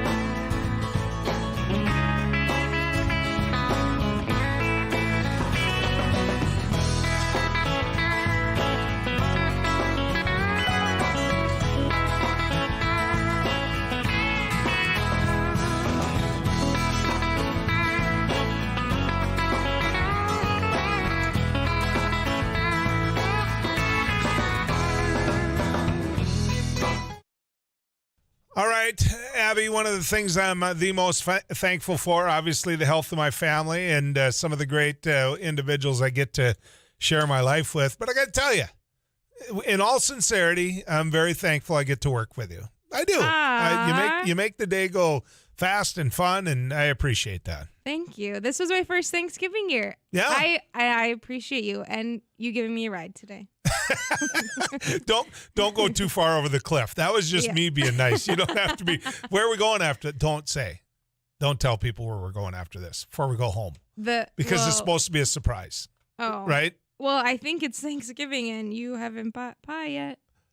Really? There's so many places to buy pie. Yeah, she helped me try to find a place that's open today. We asked if there was any pies left there, and she went to the deli counter to do that. The lady said, "What?" She said, "This is the deli counter." I don't know. Look out there. And the only reason she went there was I went, "There's an employee. Go ask her." So it was totally on me. And there were no pies. Yeah. So we got donuts. So, all right, great meal with your family, a little bit of football. I hope that's what you get a chance to do. For all of you working, that have to work today and share your Thanksgiving with us, I thank you because that's what makes this country run as well, and so I appreciate it. The one thing that I do know is it is a day to just take a step back. And, we complain, we talk, we fight, we argue, we do all of those things. But maybe just take a step back and look at the people that we get a chance to share our lives with and thank the big guy for that. All right. Good riding with you, folks. We'll see you tomorrow. It's Cheap Shot tomorrow. Cheap Shots.